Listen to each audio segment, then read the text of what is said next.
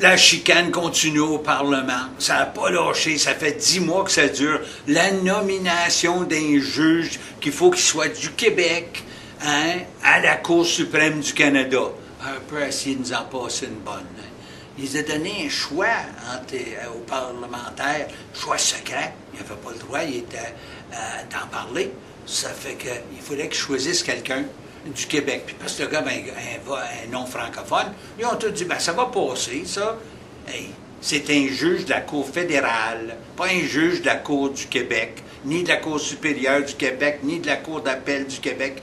Puis il n'est pas un membre en titre du barreau du Québec. Ah, vois-tu? Ça va contre la loi sur le Cour suprême.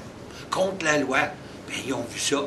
Puis, qu'est-ce qu'il a vu ça? Moi, je crois que le juge en chef de la Cour suprême, hein, le juge McLaughlin a vu ça, pour appeler Harper pour lui dire, écoute, ça ne marche pas ton affaire, c'est contre la loi.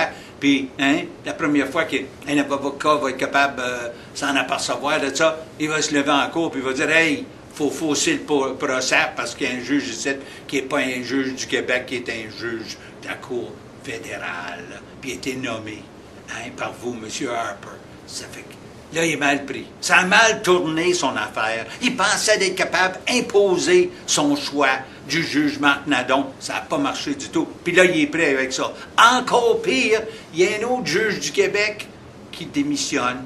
Hein, c'est le juge Louis Lebel. Il va démissionner au mois de juillet. Ça va en faire 2 du Québec, 2 sur 3 qui ne seront plus là. Pendant ce temps-là, hein, le juge Nadon, on paye son salaire pareil, il n'a pas fait de travail, il n'a pas jugé de cause, puis il a reçu 288 100 $ pour les derniers 10 mois. Puis il a pris des vacances, il a pris 4 semaines de vacances à part de ça. Et il n'est pas pitié trop pour le juge Nadon, mais pour nous autres qui s'attendent à que la loi soit respectée par Harper, la loi de la Cour suprême, il nous manque 2 des 3 juges du Québec.